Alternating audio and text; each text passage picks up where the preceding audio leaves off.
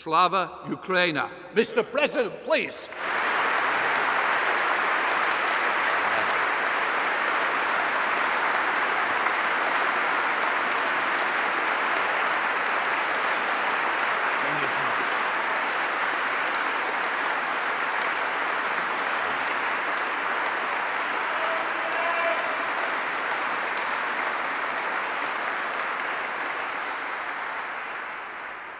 Thank you so much. Thank you. The people of the United Kingdom and their honorable representatives, all the people of England and Scotland, of Wales and Northern Ireland, of all the lands which have been home to brave souls since Europe came into existence. I have come here and stand before you on behalf of the brave, on behalf of our warriors who are now in the trenches under enemy artillery fire, on behalf of our air gunners and every defender of the sky who protects Ukraine against enemy aircrafts and missiles, on behalf of our tank men who fight to restore our Ukrainian borders, on behalf of our conscripts who are being trained now, including here in Britain. Thank you, Britain.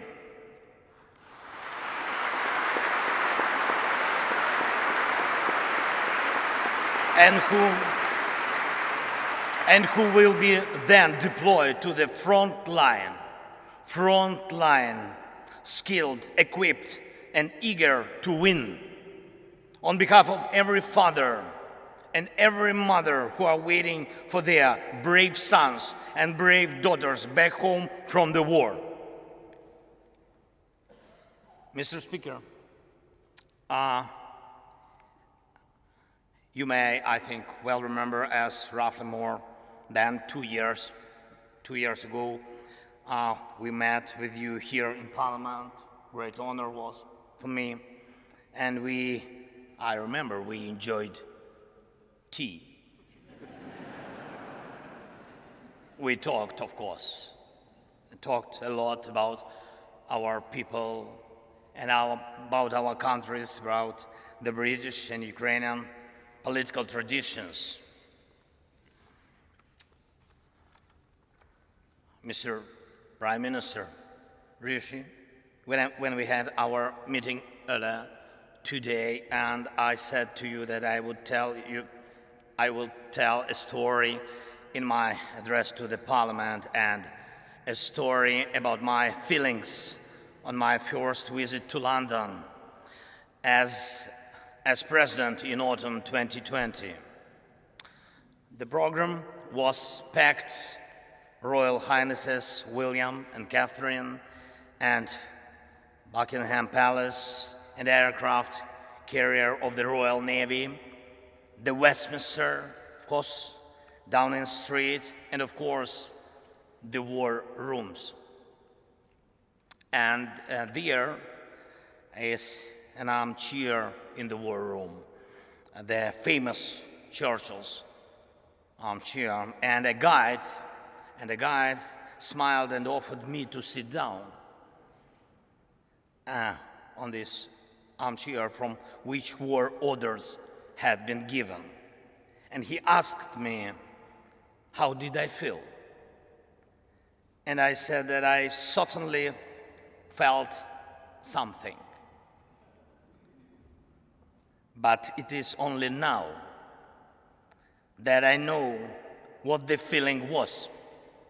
And all Ukrainians know it perfectly well too. It is the feeling of how bravery takes you through the most unimaginable hardships to finally reward you with victory.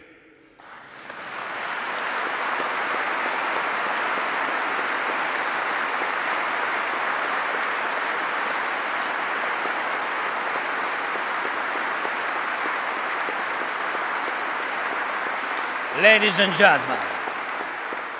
gentlemen, I thank you for your bravery. Thank you very much from all of us. Yes, please. That is for you. All applause for you.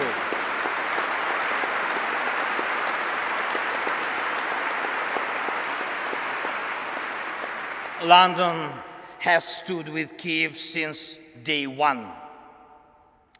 From the first seconds and minutes of the full-scale war, Great Britain, you extended your helping hand when the world had not yet come to understand how to react.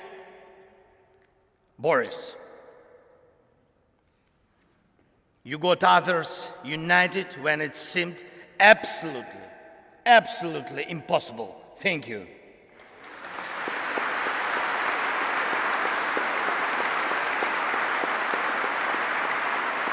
You, all of you, you all showed your grit and character back then.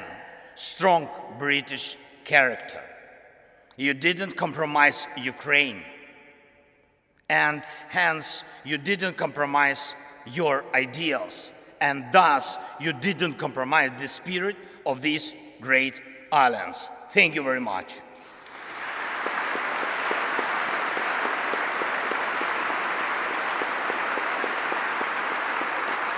And of course, everybody understands that our countries knew absolutely different times. Our nations defended freedom in the Second World War.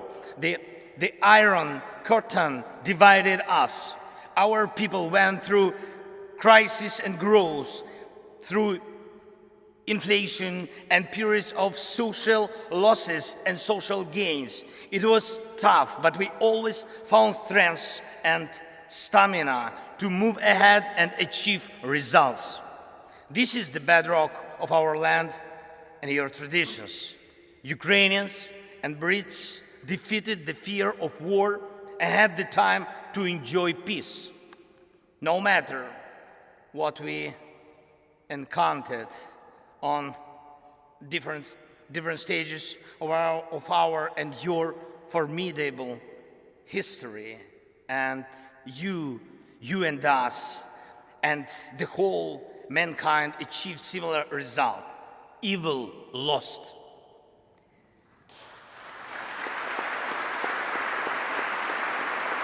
Evil lost. We will always come out on top of evil. This lies at the core of our, but also your traditions.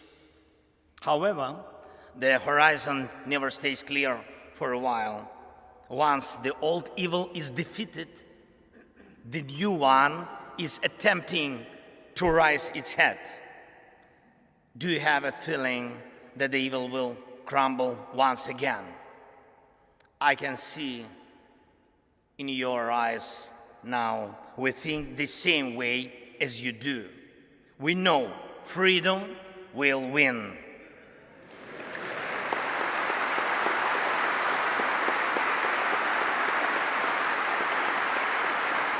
We know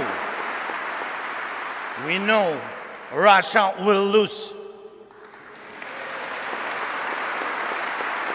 And we really know the victory will change the world. And this will be a change that the world has long needed. The United Kingdom is marching with us towards the most important victory of our lifetime. It will be a victory over the very idea of the war.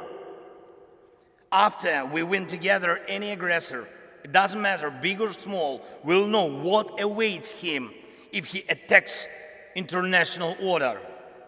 Any aggressor who will try to push the boundaries by force, who will inflict destruction and death on other peoples, who will try to endure his dictatorship at the expense of other people's blood in criminal and unprovoked wars, as the Kremlin does. Any aggressor is going to lose.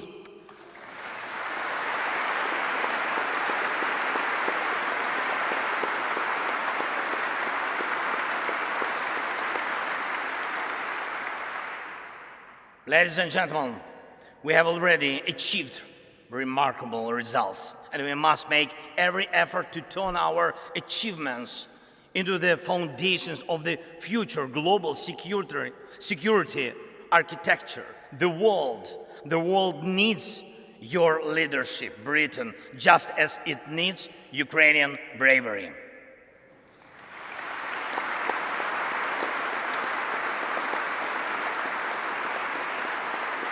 When the full-scale invasion began, we, together with you, Britain, and United States and other allies, formed a true coalition of friends. That is very important. You were among those very few who had helped before the large-scale invasion began, exactly as it will be necessary every time in the future to prevent aggression from happening. Your help was preventive. We must take these principles of preventive aid to those who are threatened with aggression, and preventive sanctions against those who threaten aggression as basic principles of the world anti-war policy. We created a coalition of NLAW. Thank you. Of NLAW and Javelin that stopped the advance of the Russian army from the first day of the invasion.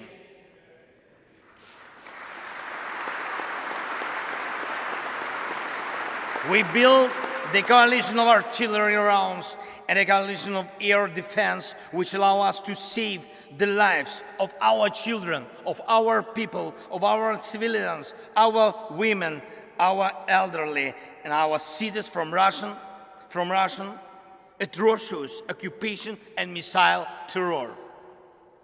We put together a powerful sanction coalition, and your leadership is protecting international legal order through sanctions against a terrorist state cannot be questioned. And we have to steadily continue along this way until Russia is deprived of any possibility to finance the war. Most importantly, together with the G7, we brought about a coalition of values, a coalition that protects the rule-based world order and human rights, a coalition that will work in such a way that over time there will simply be no gray areas in the world in which human life doesn't matter. In order for it to be so, there must be justice. Anyone who invests in terror must be held accountable. Anyone who invests in violence must compensate those who have suffered from terror.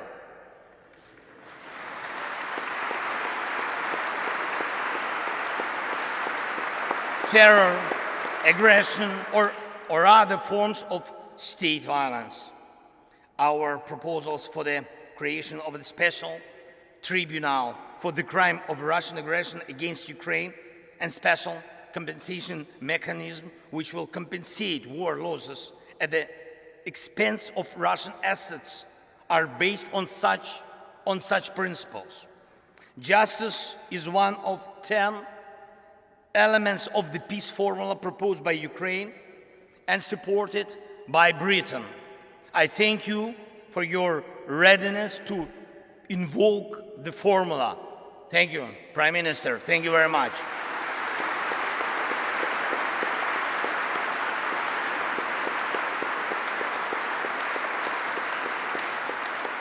As I already mentioned, Ukrainian soldiers are being trained in Britain, in particular to operate Challengers, your main battle tanks. And it's a tank coalition in action. And I thank you, Rishi. Thank you very much for this powerful defensive step for tank assistance. Thank you. The coalition of long-range missiles is the latest of all. It will allow us to make the evil completely retreat from our country by destroying its headways deep in the occupied territories. And it's not just, I'm not speaking just about weapons. We proved together that the world truly helps those who are brave in defending freedom, and thus paves the way for a new history. A history of the world that knows how to be quick in help, who knows how to be effective in defense, who knows how to remain principled in dark hours, who implements its treaties and arrangements in good faith, who does not allow perpetrators to enjoy immunity, who knows how to overcome veto when it's abused, who knows no fear, and who knows how to win. This shall be the new reality of the free world, I'm sure.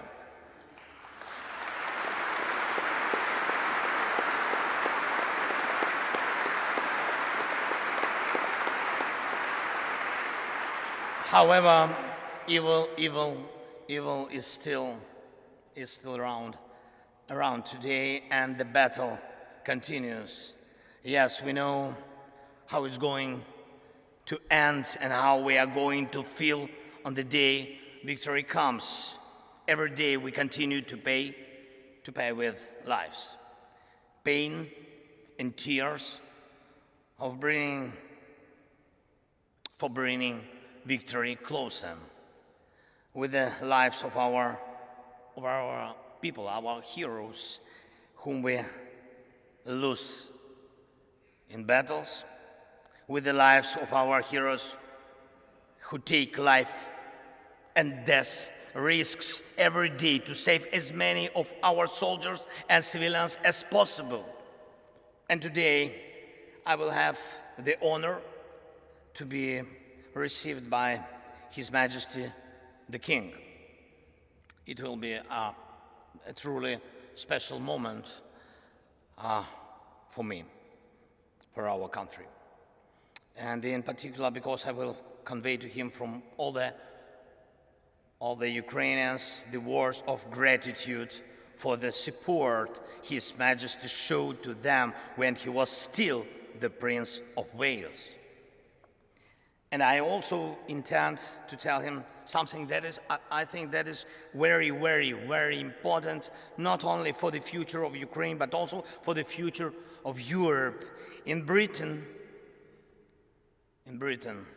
the king is an Air Force pilot. And in Ukraine today, every Air Force pilot is a king.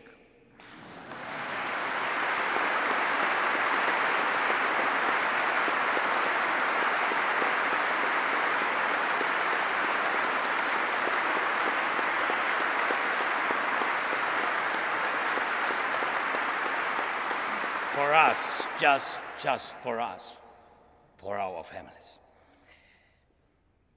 Because they are so few, they are so precious that we, the servants of our kings, do everything possible and impossible to make the world provide us with modern planes to empower and protect pilots who will be protecting us. And I am proud of our Air Force. And I brought a present from them to you, Great Britain.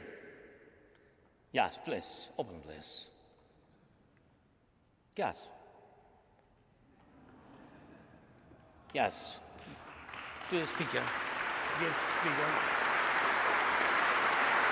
Hello. And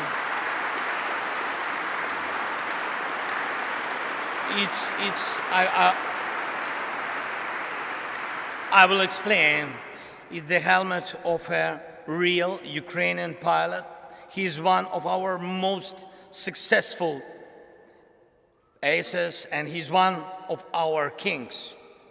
And the writing on the helmet reads, "We have freedom, give us wings to protect it."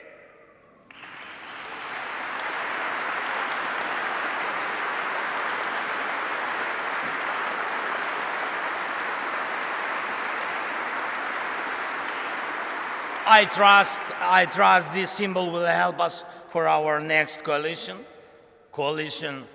of the planes, and I appeal to you and the world with simple and yet most important words: combat aircrafts for Ukraine, wings for freedom.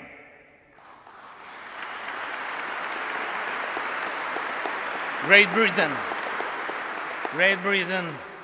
you and us both struggle for peace, but instead we are forced to face the range that seeks to deprive us of peace and everything else that is valuable in life. Unfortunately, it is in human nature to allow evil mature. It then stands up against humanity. It then destroys and kills. It launches aggressions and breaks people's lives. You and us have already fought together against such evil. You and us already have the experience of defeating the evil that is generated by human nature. I'm not saying there will be no more wars after the war ends. No. It is impossible to completely erase evil from human nature.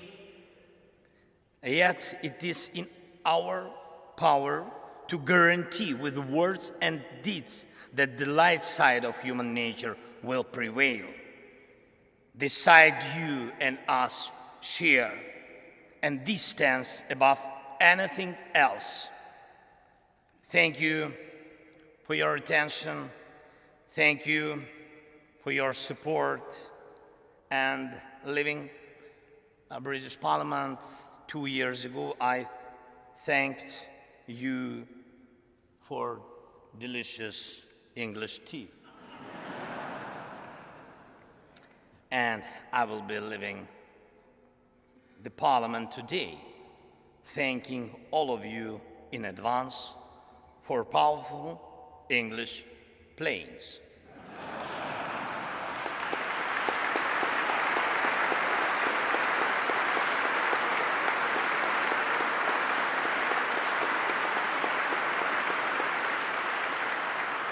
By the way, it's almost 5 o'clock. God bless Great Britain and long live the King. Slava Ukraini!